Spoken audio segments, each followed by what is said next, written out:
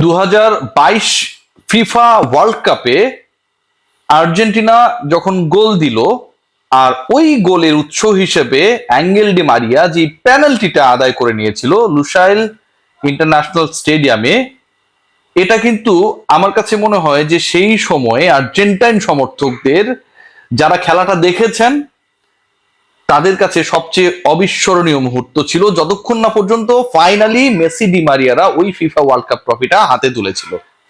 কারণ ওই লিডটা খুব গুরুত্বপূর্ণ ছিল এবং যেই লিড পুরো দলকে, সমর্থকদের আনন্দে ভাসিয়েছিল, কনফিডেন্স দিয়েছিল।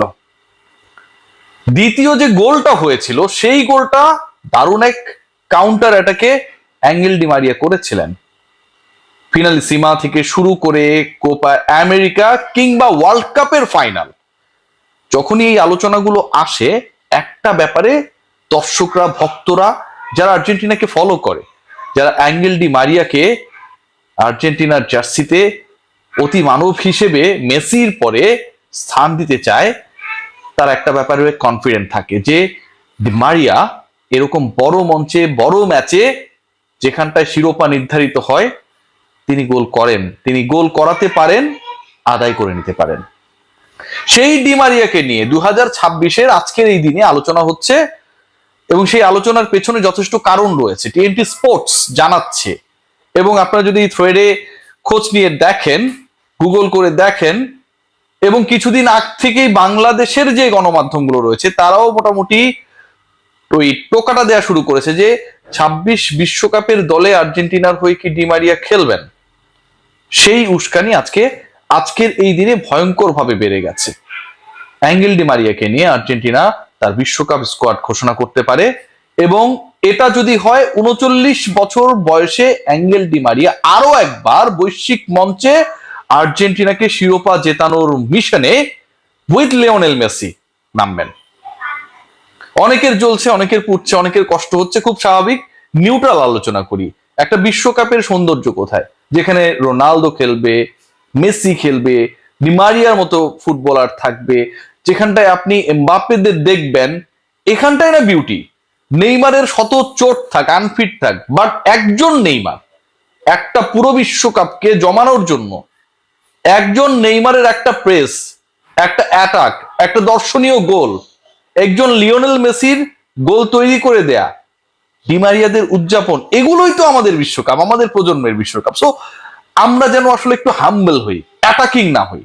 অ্যাঙ্গেল ডি মারিয়াকে নিয়ে যে আলোচনাটা হচ্ছে, আমার কাছে মনে হয় 26 ওয়ার্ল্ড কাপকে জমকালো করার জন্য, আরো বেশি এক্সাইটিং করার জন্য, আরো বেশি, this is very much important. এই আলোচনার পালে হাওয়া দিয়েছে 2022-এর অগাস্টে হওয়া কিছু রিপোর্ট। আমি সেই রিপোর্টগুলো নিয়ে যদি জাস্ট একটা লাইন বলি, তাহলে আপনাদের হয়তো বুঝতে অপেক্ষা থাকবে না যে অ্যাঙ্গেল ডি মারিয়া আর্জেন্টিনার বিশ্বকাপ স্কোয়াডে ফাইনালি যদি অ্যাপিয়ার্ড হন, পরের বিশ্বকাপে আর্জেন্টিনাকে শিরোপা ধরে রাখার মিশনে যদি অ্যাঙ্গেল ডি মারিয়া লিওনেল মেসির সাথে ওই অ্যাটাকিং লাইন আপে থাকেন, তাহলে কেন আপনি অবাক হবেন না।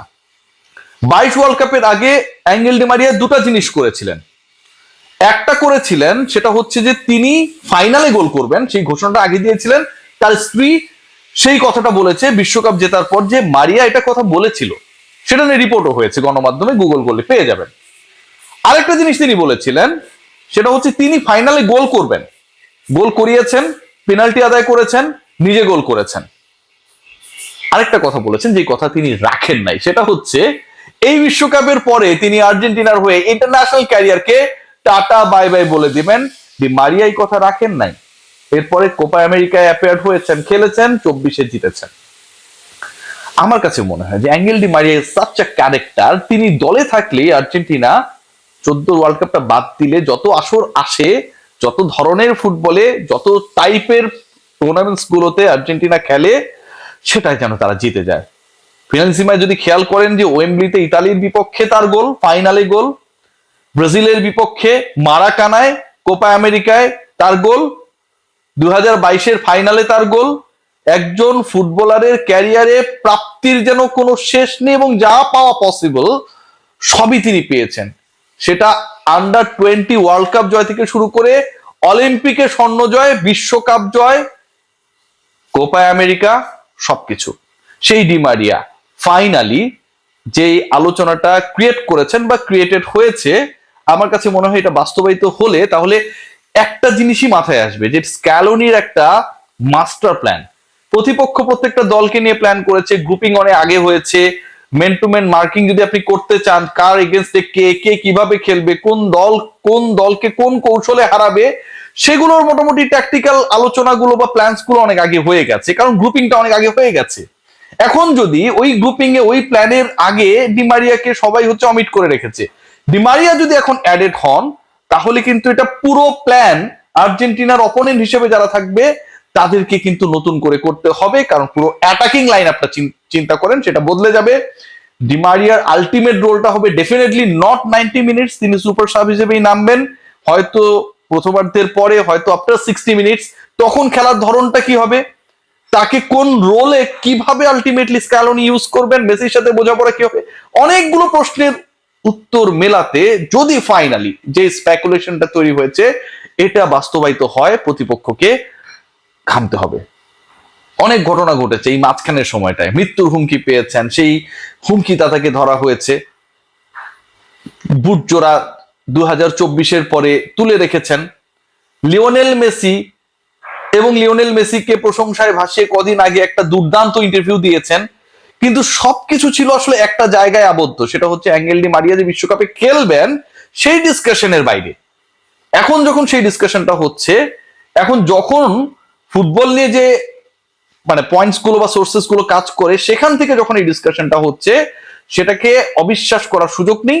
এবং যখন অ্যাঙ্গেল ডি মারিয়াকে নিয়ে কথা হচ্ছে, আর্জেন্টিনার ফুটবল লাইন আপে যারা এখন পর্যন্ত মানে আমাদের প্রজন্মে অন্তত কিংবদন্তির জায়গায় চলে গেছে, তাদেরকে নিয়ে বিশ্বাস করার কোনো কারণ নেই। I am a big fan of Argentina, but Lionel Messi অবসরে গেছেন, আবার ভেঙে ব্যাক করেছেন, বিশ্বকাপ জিতেছেন। ডিমারিয়া 22 ওয়ার্ল্ড কাপের পরে খেলবেন না ঘোষণা দিয়েছিলেন, তারপরে সেই ঘোষণা পাল্টে তিনি 24-এর কোপা আমেরিকা খেলেছেন। সো এটা একটা মধুর সমস্যা যে তারা এই কাজগুলো করেন। মধুর সমস্যা এই কারণে যে আমরা চাই এগুলো করুক, আর এই কাজগুলো যখন করেন তখন আলটিমেটলি আর্জেন্টিনার জন্য নতুন সুযোগ তৈরি হয়। Let's see what happen. But Angel Di মারিয়াকে কেন্দ্র করে যে অ্যাঙ্গেলে আলোচনাটা তৈরি হয়েছে, আমার কাছে মনে হয় এটা it's going to be very exciting for Argentines, for the fans and the opponents as well. Take care.